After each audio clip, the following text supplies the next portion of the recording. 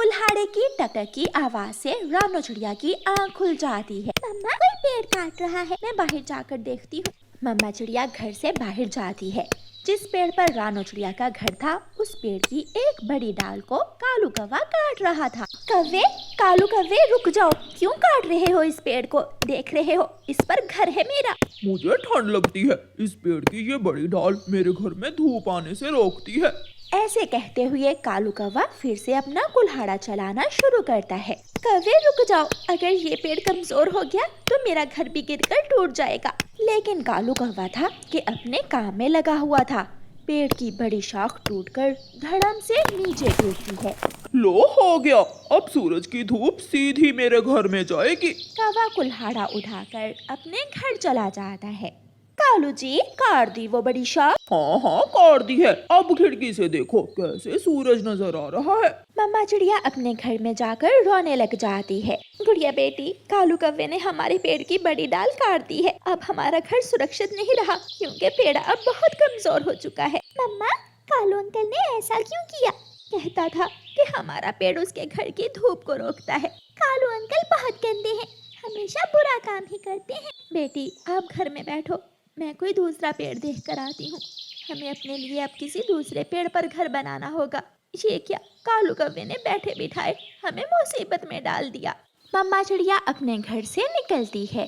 तोते भैया, कालू कौवे ने मेरा पेड़ काट दिया है, मैं किसी दूसरे पेड़ पर अपना घर बनाना चाहती हूँ। क्या आपके पास कोई दूसरा पेड़ है? रानो चिड़िया, ये पेड़ जिस पर मेरा घर है ये बहुत बड़ा पेड़ है, तुम इसी पेड़ पर अपना घर बना लो। ये सुनकर रानो चिड़िया बहुत खुश होती है। मैं अभी अपने घर से अपनी बेटी को लेकर आती हूँ और हम इसी पेड़ पर अपना नया घर बना लेती हैं। मम्मा चिड़िया खुशी खुशी अपने घर वापस जाती है। कालू कौवा उड़ता हुआ जा रहा था कि तेजी से जाते हुए तोते के पेड़ से टकरा जाता है और गिर जाता है। ये पेड़ बढ़ा हुआ है, इसे काटना होगा। ये पेड़ किसी दिन मेरे पंख तोड़ देगा। दोष तुम्हारा है, पेड़ का नहीं। तुम देखकर उड़ा करो। मैं अभी बताता हूँ तुम्हें दोष किसका है। कालू कौवा गुस्से में घर जाता है और अपना कुल्हाड़ा उठाता है। कालू जी, क्या हुआ? बहुत गुस्से में हो? तोते का पेड़ मेरे पंख से टकरा गया, मैं उसे काटने जा रहा हूँ। उसे जड़ से ही काट दो, एक दिन वो पेड़ मेरे पंख से भी टकराया था। कालू कौवा जाकर तोते का पेड़ काटना शुरू कर देता है। कालू कौवे रुक जाओ, ऐसा ना करो। ये पेड़ गिरा तो मेरा घर भी गिरकर टूट जाएगा, सब खत्म हो जाएगा। पीछे हट जाओ वरना आग लगाऊंगा। कालू किसी की नहीं सुनता और तोते के पेड़ को काटता रहता है। आहिस्ता आहिस्ता पेड़ गिरता है और साथ ही तोते का घर भी गिरकर टूट जाता है। अब मैं यहाँ से सीधा जा सकता हूँ, कोई दिक्कत नहीं अब मुझे। तोता वहाँ बैठकर रोने लग जाता है।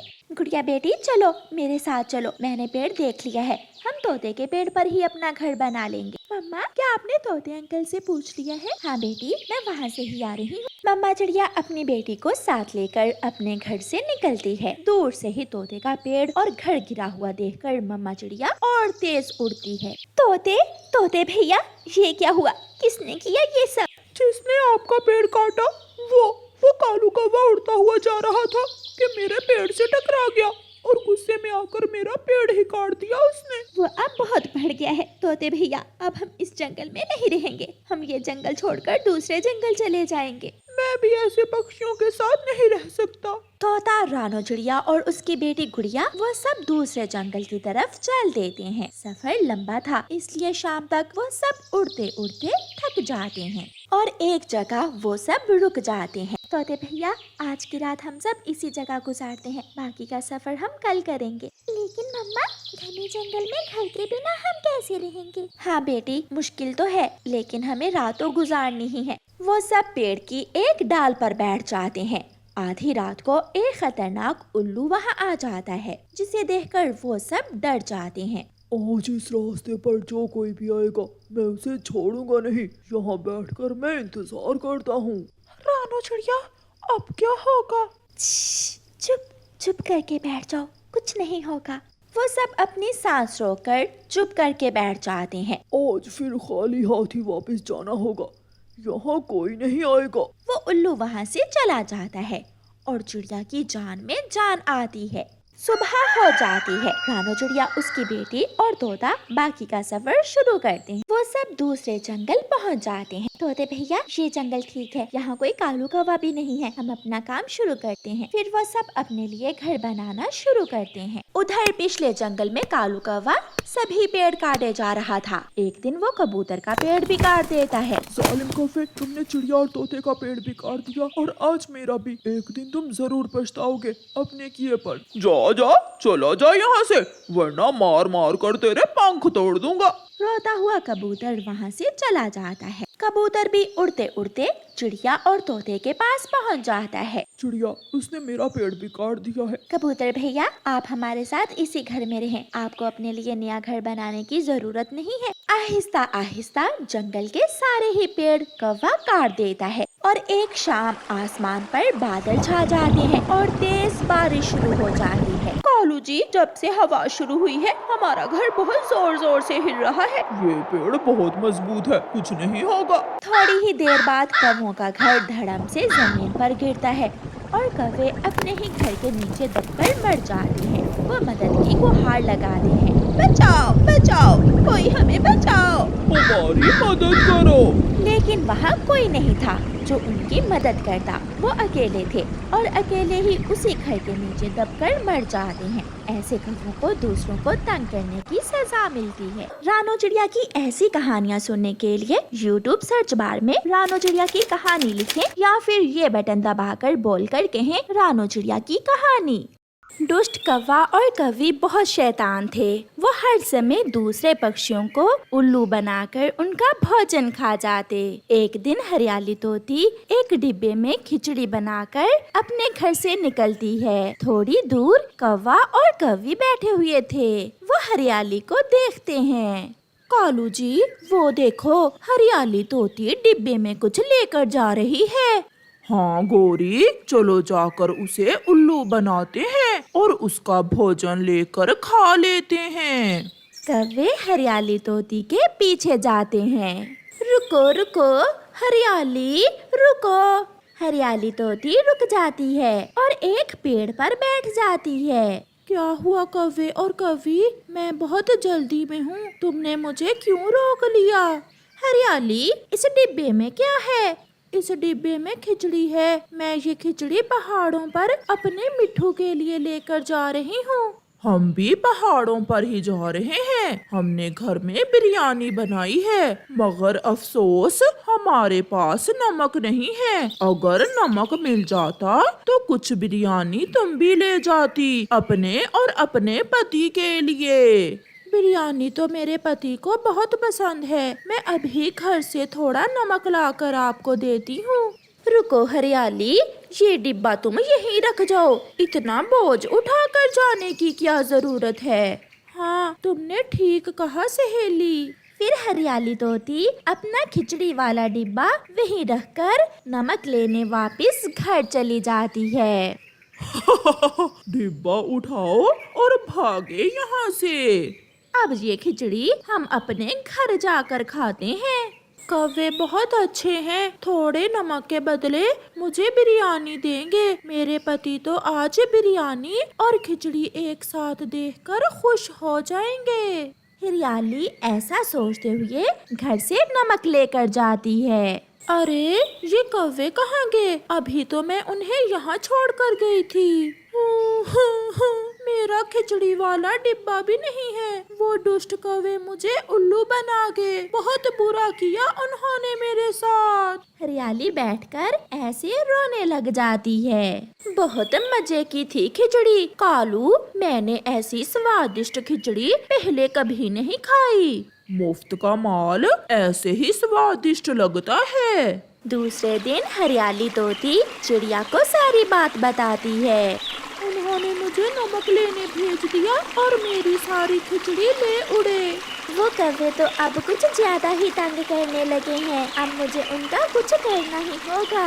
उन्होंने कुछ दिन पहले लूसी कबूतरी को भी चूना लगाकर उसका भोजन खा लिया था। चिड़िया वहाँ से चली जाती है। चिड़िया कौवों के घर के पास जाकर बैठ जाती है। कौवा और कौवी अपने घर के बाहर बैठे हुए थे। अगर मेरा कोई दोस्त होता तो हम मिलकर खाते, मगर मेरा कोई भी दोस्त नहीं है। अब कौन मेरे साथ मीठा दलिया खाएगा? इससे अच्छा तो था कि मैं ना ही मीठा दलिया बनाती। कालू, कुछ सुना तुमने? हाँ गौरी, चिड़िया का कोई दोस्त नहीं है जो इसके साथ बैठकर मीठा दलिया खाए।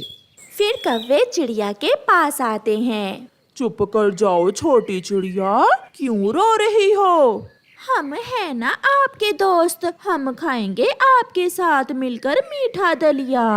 आप तो कौवे हैं, भला आप एक कमजोर चिड़िया के दोस्त कैसे हो सकते हैं? जंगल के सभी पक्षी बराबर हैं, कौन छोटा कौन बड़ा। चलें, हम समय जाया किए बिना मिलकर दलिया खाते हैं। तो फिर मेरे नए दोस्तों, मेरे साथ मेरे घर चलो। अब मैं इन कौवों को अच्छा सबक सिखाऊंगी। रास्ते में जाते हुए चिड़िया ऐसे सोचती है, चिड़िया दलिया कहाँ है? दलिया इस हंडिया में है। मैं तो भूल ही गई, जब मेरी माँ मीठा दलिया बनाया करती थी तो उसमें एप्पल भी डाला करती थी, मगर मैं तो एप्पल लाना ही भूल गई। चिड़िया तुम चिंता न करो, हम अभी एप्पल ले आते हैं। मगर एप्पल तो किसान के खेत से मिलेंगे। हम चुरा लेंगे, हम अभी एप्पल लेकर आते हैं। कौवा और कौवी मीठा दलिया खाने के लालच में एप्पल लेने चले जाते हैं। किसान खेत में सो रहा था। कौवा और कौवी चुपके से किसान के एप्पल के बाग में जाते हैं और एक पेड़ पर बैठ जाते हैं। कौवा एक एप्पल तोड़ लेता है, किसान भी जाग जाता है। किसान भागता है और एक डंडा दूर से ही कौवों की तरफ फेंकता है। कालू कौवा तो एप्पल लेकर वहाँ से उड़ जाता है, मगर डंडा गोरी कौवी की पूंछ पर लगता है और वो गिर जाती है। कालू, मुझे बचाओ कालू। गौरी, अगर मैं तुम्हें बचाने आया तो मैं भी पिटूंगा, और चिड़िया का दलिया कौन खाएगा? मैं तो चला चिड़िया का दलिया खाने, तुम मार खाकर वहीं आ जाना।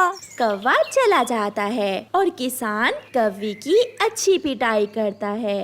चिड़िया चिड़िया, मैं ले आया, मैं एप्पल ले आया। गोरी कौवी कहाँ है? उसे तो किसान ने पकड़कर बहुत मारा। उसे छोड़ो, आप ये एप्पल दलिये में डालो और हम दलिया खाते हैं। कौवे भैया, जब आप गए तो मैंने दलिये की रेसिपी दोबारा पढ़ी है। ये देखें, इस रेसिपी में मेरी माँ ने लिखा है कि जब तक दलिये में मीठे मीठे अंगूर न डालें तो दलिये का स्वाद ही नहीं बनता। तो ये बात है। आप ये एप्पल काट कर दलिये में मिक्स करें और मैं अभी अंगूर लेकर आता हूँ। कौवा जल्दी से अंगूर लेने चला जाता है। कबूतरी और हरियाली तोती भी चिड़िया के पास आ जाती हैं। देखा, मैंने कैसे उन कौवों को उल्लू बनाया। चलो अब हम ये एप्पल खाते हैं। फिर वो तीनों एप्पल खा लेती हैं। गोरी कौवी भी मार खाकर किसान के खेत से उड़ती है। चिड़िया, एप्पल तो बहुत स्वादिष्ट था, कौवा भी क्या याद करेगा। अब तो हम कौवे के लाए हुए अंगूर भी खाएंगे। कौवा अंगूर ढूंढ लेता है और अपनी चोंच में अंगूर लिए जल्दी से चिड़िया के घर आता है। मैंने कर लिया चिड़िया, मैंने कर लिया। ये ले अंगूर और अब जल्दी से मुझे मीठा दलिया दें। सॉरी कौवे, मेरे दोस्त, मैं तो भूल ही गई, घर में पानी नहीं है। आप पानी ले आओ, फिर आराम से बैठकर मीठा दलिया खाएंगे। कौवा मटका उठाए पानी लेने चला जाता है। लूसी और हरियाली भी संदूक के पीछे छुपी बैठी थीं। वो बाहर आती हैं और सब मिलकर मीठे मीठे अंगूर खाते हैं। जब कौवा पानी लेकर आता है तो चिड़िया से कहता है, चिड़िया चिड़िया, अब मुझसे और इंतजार नहीं होता, जल्दी से मुझे दलिया दे दो। चल भाग यहाँ से, बड़ा आया मेरा दोस्त। दुष्ट कौवे, एक लगाऊंगी। हम सब ने मिलकर तुम्हें उल्लू बनाया, जैसे तुमने मुझे उल्लू बनाया था। कौवा निराश होकर वहाँ से चला जाता है। वो घर जाने से डर रहा था क्योंकि घर के बाहर उसकी पत्नी डंडा लिए उसका इंतजार कर रही थी। प्यारे दोस्तों, इस कहानी से हमें सीख मिलती है कि जैसा करोगे वैसा भरोगे।